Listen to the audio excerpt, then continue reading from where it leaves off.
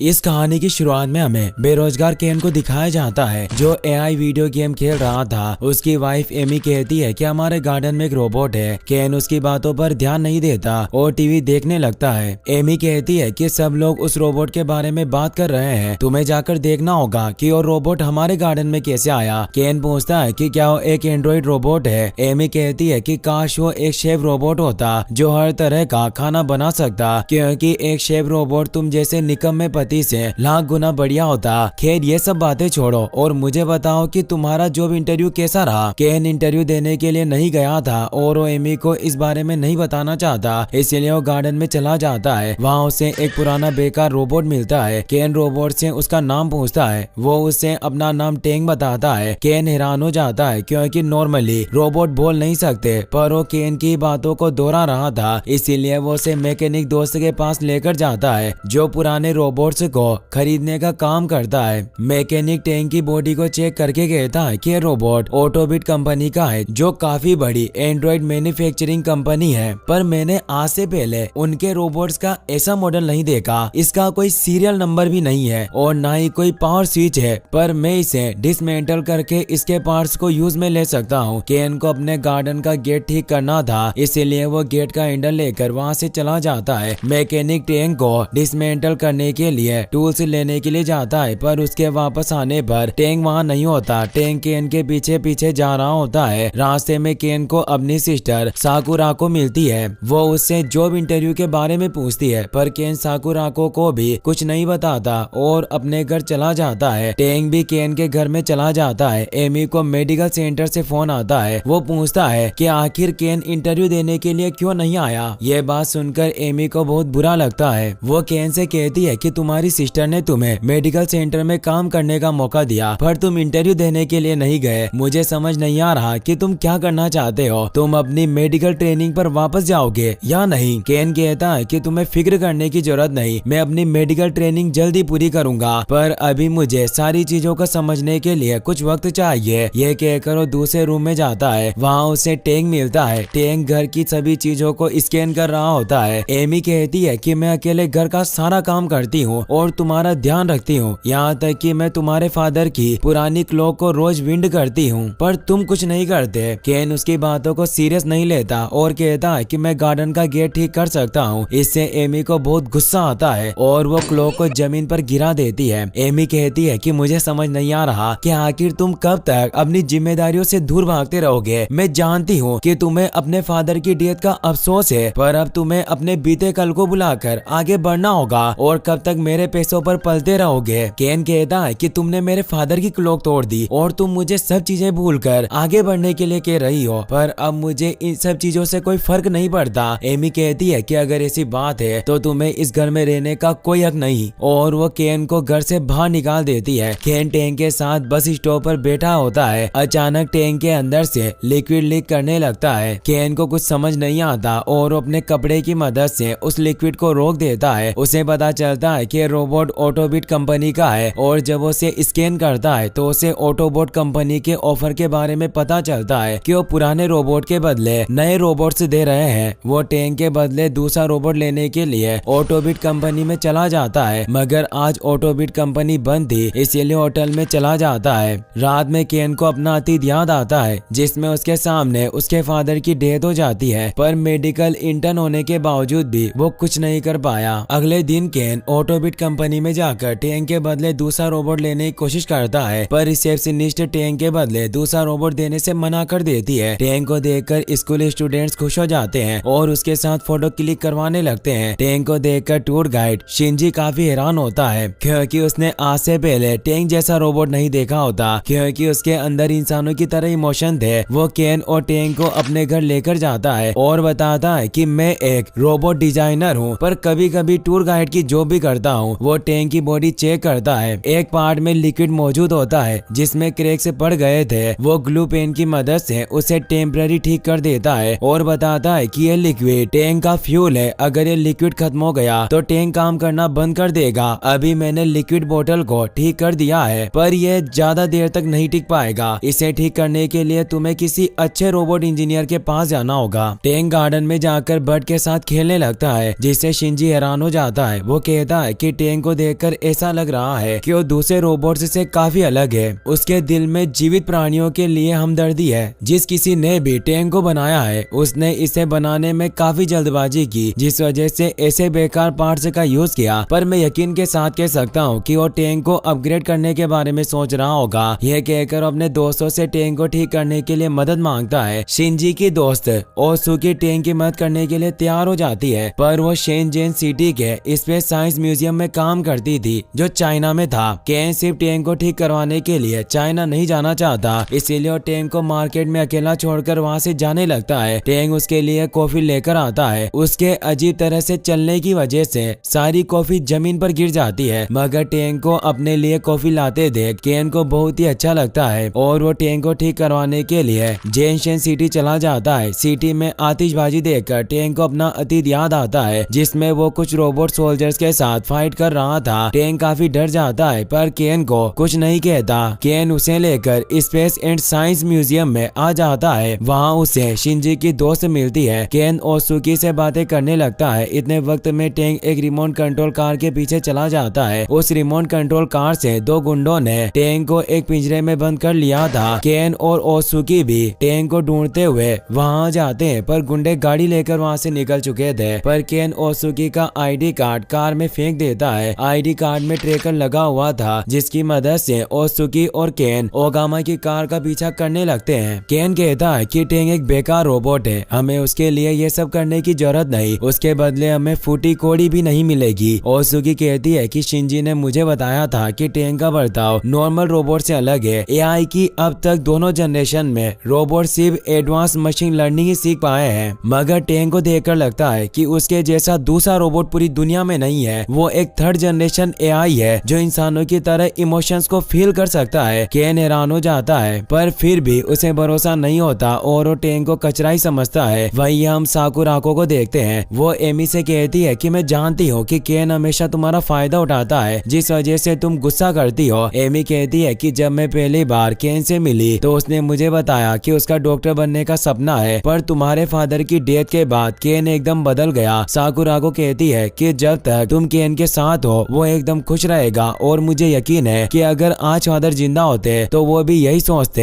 ये कहकर वहाँ से चली जाती है। एमी शैंपेन बोतल कैप लेकर उसे देखने लगते हैं, जिससे उसे अपना पास्ट याद आता है। एमी एक लॉयर एसोसिएट बन गई थी, जिसकी खुशी में उसने एक पार्टी रखी। साकुराको एमी की दोस्त होने से अपने भाई के साथ वहाँ आई थी। उस वक्त जब एमी ने शैंपेन बोतल ओपन की तो उसका कैप केन ने पकड़ लिया, जिसके लिए सबने उसकी तारीफ की। एमी न्यू जॉब को लेकर काफी नर्वस थी। केन ने उसे समझाया कि मैं भी तुम्हारी तरह काफी घबरा रहा हूँ, मैं एक डॉक्टर बनना चाहता हूँ और कुछ वक्त पहले मैंने अपनी मेडिकल ट्रेनिंग शुरू की। अभी फिलहाल मेरे पास कोई मेडिकल स्किल या एक्सपीरियंस नहीं है, पर फिर भी मैं लोगों की मदद करना चाहता हूँ। मेरा मानना है कि एक दिन सब ठीक हो जाएगा। अगर तुम्हें कभी भी घबराहट हो तो तुम इस बोतल कैप को देखकर सोचना कि एक दिन सब ठीक हो जाएगा। केन की इन सब बातों से ही एमी को से प्यार हो गया था। इन बातों से एमी इमोशनल हो जाती है, पर अब केन पहले जैसा नहीं रहा था, इसीलिए वो केन को कॉल लगाकर कहती है कि मैं तुम्हारा ध्यान रखते रखते परेशान हो चुकी थी और तुम्हारे दूर जाने से मुझे काफी अच्छा महसूस हो रहा है, इसीलिए मैं सब खत्म करके तलाक लेना चाहती हूँ। मैं जल्दी घर छोड़कर चली जाऊंगी और तुम जब यहाँ आना चाहो आ सकते हो। केन का दिल टूट जाता है, पर उसे समझ नहीं आता कि वो एमी को क्या जवाब दे, इसीलिए वो तलाक के लिए हाँ कहकर फोन रख देता है। ओसुकी केन की बातें सुन लेती है। वो कहती है कि तुम अपने अतीत को भुलाने की कोशिश करके खुश रहने का नाटक कर रहे हो, पर इस तरह तुम खुश नहीं रह सकोगे। वो दोनों उन गुंडों के ठिकाने के बाहर आ गए थे। अब जैसे ही गेट ओपन होता है वो दोनों भी अंदर आ जाते हैं। दोनों गुंडे टेंग को गाड़ी में ही छोड़कर खाना खाने के लिए चले जाते हैं। इस मौके का फायदा उठाकर केन और ओसुकी टेंग को पिंजरे से बाहर निकाल लेते हैं और वहाँ से निकलने लगते हैं, लेकिन तभी उन दोनों गुंडों का बॉस डॉक्टर असुका आ जाता है। साथ ही उसके दोनों गुंडे भी वहाँ जाते हैं, जो उन दोनों को रोक लेता है। वो टेंग को चेक करता है और कहता है कि इसके अंदर न्यूरो चिप है, जिसे प्रोफेसर बाबा ने बनाया था, जो एक रोबोटिक एक्सपर्ट है। मुझे इसी न्यूरो चिप की तलाश थी। तुम इस सिचुएशन को नहीं समझ सकते, इसीलिए मैं इस रोबोट को अपने साथ ले जा रहा हूँ। केन और ओसुकी उसे रोकने की कोशिश करते हैं, पर एक गुंडा अपने इलेक्ट्रिक डिवाइस से उन्हें डराकर दूर कर देता है। असुका बताता है कि अगर तुमने हमारे काम में टांग अड़ाने की कोशिश की तो मुझे डर है कि तुम यहाँ से सही सलामत नहीं जा सकोगे। केन टैंक से कहता है कि मुझे तुम्हारी कोई फिक्र नहीं, तुम सिर्फ एक बेकार रोबोट हो। टैंक को बहुत गुस्सा आता है और उसकी बॉडी से गर्म गैस निकलती है, जिसकी वजह से असुका और ओकामा दूर हो जाते हैं। केन ने ये सब जानबूझकर बोला था और सुकी अब उस गुंडे के हाथ से इलेक्ट्रिक डिवाइस लेकर उसे ही शॉक दे देती है और अब वो केन से कहती है कि मैं इन दोनों को यहीं रोक कर रखूंगी, तुम्हें टैंक को यहाँ से लेकर जाना होगा। ये जिस प्रोफेसर बाबा की बात कर रहे हैं, तुम्हें उन्हें ढूंढना होगा, शायद वो ही टैंक को ठीक कर सकते हैं। केन टैंक को लेकर वहाँ से दूर भाग जाता है, पर अचानक टैंक काम करना बंद कर देता है। केन टैंक की बॉडी चेक करने लगता है, उसे पता चलता है कि उसका फ्यूल जल्दी खत्म होने वाला है। तभी उसे प्रोफेसर बाबा का वीडियो कॉल आता है। वो कहते हैं कि मैंने ही टैंक को बनाया और वो टैंक का ख्याल रखने पर केन को थैंक्स कहते हैं और बताते हैं कि इसका असली नाम जेम्स है। वो केन से कहते हैं कि मैं जेम्स पर रिसर्च कर रहा था, पर अचानक वो घर से गायब हो गया। अभी जेम्स ओवरहीट हो चुका है, पर कुछ वक्त में वो ठीक हो जाएगा। तुम्हें इसे जल्दी मेरे पास लेकर आना होगा ताकि मैं इसे ठीक कर सकूं। केन टैंक को लेकर मियाकोमिजा आइलैंड पर चला जाता है। टैंक गलती से पानी में गिर जाता है। केन उसे पानी से बाहर निकालकर साफ करने लगता है। टैंक कहता है कि मैं तुम्हें छोड़कर कहीं नहीं जाऊंगा और हमेशा तुम्हारे साथ रहूंगा। केन कहता है कि मैं तुम्हारी मदद नहीं कर सकता, यहाँ तक कि मैं अपने खुद के फादर की मदद नहीं कर पाया, जबकि पहले मैं एक मेडिकल इंटर्न था। उसे बीता हुआ कल याद आता है जिसमें उसके फादर बेड पर पड़े हुए थे। केन डॉक्टर की मदद कर रहा था, पर अपने फादर की हालत देखकर केन अपने होश खो बैठा। फादर उसे मदद मांगते रहे पर उसे कुछ समझ नहीं आया, इसीलिए वो चुपचाप खड़ा होकर देखता रहा। उसके फादर की हालत बिगड़ती जाती है। डॉक्टर उन्हें इलेक्ट्रिक शॉक देकर बचाने की कोशिश करते हैं, मगर उनकी डेथ हो जाती है। उसी दिन से केन खुद को अपने फादर की डेथ का जिम्मेदार मानता है। वो टैंक को बताता है कि उस वक्त मैं बहुत ही ज्यादा डर गया और फैसला नहीं ले पाया कि मुझे क्या करना चाहिए। उस दिन के बाद से मेरा खुद पर से भरोसा उठ गया, यहाँ तक कि मैं एमी को जवाब भी नहीं दे सका। मैं हमेशा तुम्हें बेकार और निकम्मा बोलता हूँ, पर असलियत में निकम्मा और नाकारा तो मैं हूँ। टैंक कहता है कि मैं हमेशा तुम्हारा साथ दूंगा और तुम हमेशा मेरा साथ देना। केन उसकी बातों पर ध्यान नहीं देता और दोनों प्रोफेसर बाबा के घर चले जाते हैं। बाबा टैंक की बॉडी में नई लिक्विड बोतल लगा देते हैं। वो बताते हैं कि बायो एथेनॉल लिक्विड जेम्स का फ्यूल है, इसकी मदद से जेम्स की पूरी बॉडी काम करती है। अगर ये फ्यूल खत्म हो जाए तो जेम्स बंद हो जाएगा। बायो एथेनॉल बोतल बदलते ही टैंक केन के पीछे जाकर छिप जाता है। बाबा के बुलाने पर भी वो उनके पास नहीं आता, जिससे केन काफी हैरान होता है, पर फिर भी वो टैंक को जबरदस्ती बाबा के पास छोड़कर चला जाता है। रास्ते में उसे असुका मिलता है जो टैंक के बारे में पूछता है। केन कहता है कि टैंक को प्रोफेसर बाबा ने बनाया था, इसीलिए मैं उसे उनके पास छोड़ आया। असुका बताता है कि मैं कोई गुंडा नहीं बल्कि एक रिसर्चर हूँ। अब मेरी बात ध्यान से सुनना। 5 साल पहले हमारी लैब में एक हादसा हुआ। उस वक्त बाबा और मैं साथ में काम करते थे। हमें मिलिट्री रोबोट्स बनाने का ऑर्डर मिला, पर ये एक सीक्रेट प्रोजेक्ट था। हम रोबोट्स की शूटिंग प्रैक्टिस करवा रहे थे। प्रैक्टिस के दौरान एक रोबोट जेम्स को डर महसूस होने लगा। हालांकि रोबोट्स में कोई इमोशन नहीं होते, पर जेम्स को इंसानों की तरह डर महसूस हुआ, जिससे हम सभी उसे एक चमत्कार की तरह मान रहे थे। पर बाबा ने शूटिंग प्रैक्टिस नहीं रोकने दी। आखिर में जेम्स से डरकर सारे रोबोट्स को शूट करके बर्बाद कर दिया। बाबा ने जेम्स की न्यूरो चिप निकालकर पूरी लैब को ब्लास्ट कर दिया। वक्त रहते मैं लैब से बाहर निकल गया, वरना मैं जिंदा नहीं बच पाता। उसके बाद से बाबा गायब है और उस सीक्रेट फैसिलिटी को दुर्घटना का नाम देकर बंद कर दिया गया। केन को अपनी गलती का एहसास होता है और वो असुका की कार लेकर टैंक को बचाने के लिए चला जाता है। असुका भी दौड़कर उसके पीछे जाता है। दूसरी तरफ टैंक की मेमोरी रिकवर हो जाती है, जिससे उसे बाबा के बारे में सारी चीजें पता चल जाती है कि किस तरह वो उसे डराकर उस पर रिसर्च करते थे। टैंक बाबा से डरकर उनकी लैब में जाकर छिप जाता है। बाबा खंजर लेकर टैंक पर हमला करने लगते हैं, लेकिन तभी केन वहां जाता है। टैंक भागकर केन के पीछे छिप जाता है और उसे बताता है कि बाबा को चिप चाहिए, अगर उसे चिप मिल गई तो मैं मारा जाऊंगा। बाबा अपनी लैब को लॉक करके कहता है कि मुझे लग रहा था कि मैंने जेम्स की मेमोरी एरेज कर दी, पर वो यादें अभी भी इसके पास है और मैं कब से तुम पर नजर रख रहा था। मुझे एहसास हुआ कि तुम कितने बेवकूफ हो और मैंने आसानी से तुम्हें अपने पास टैंक को लेकर आने के लिए मना लिया और अब मैं न्यूरो चिप की मदद से बेशुमार पैसे कमाऊंगा। वो केन को अपने रोबोटिक आर्म की मदद से पकड़कर दूर फेंक देता है, जिससे केन को काफी चोट लगती है। बाबा टैंक की न्यूरो चिप निकालने के लिए जाते हैं, पर केन उनके पैर पकड़कर उन्हें रोक देता है। बाबा कहता है कि जेम्स सिर्फ एक रोबोट है, आखिर तुम उसके लिए अपनी जान खतरे में क्यों डाल रहे हो। केन कहता है कि टैंक सिर्फ एक रोबोट नहीं बल्कि मेरा मेरा खास दोस्त है। ये बात सुनकर टेंग खुश हो जाता है और हिम्मत करके बाबा पर हमला कर देता है। बाबा लात मारकर टेंग को दूर गिरा देते हैं। मौके का फायदा उठाकर केन रोबोटिक आर्म से हमला करके बाबा को दूर गिरा देता है, जिसकी वजह से वो बेहोश हो जाता है। लेकिन तभी टेंग के ऊपर अलमीरा गिर जाती है, जिस वजह से उसकी बायो एथेनॉल बोतल टूट जाती है और वो काम करना बंद कर देता है। टेंग के दूसरी बायो एथेनॉल बोतल लगाने पर भी टेंग चालू नहीं होता। केन घबरा जाता है और असुका को कॉल करके सारी चीजें बताता है। बाबा ने लेब लॉक कर दी थी, जिस वजह से असुका अंदर नहीं आ सकता था। वो कहता है कि शायद टेंग के बैटरी कोर यूनिट में कोई परेशानी है, तुम्हें दोबारा सारे प्लग्स को लगाना होगा और बाबा के अलावा किसी दूसरे को सही प्लग के बारे में नहीं बताता।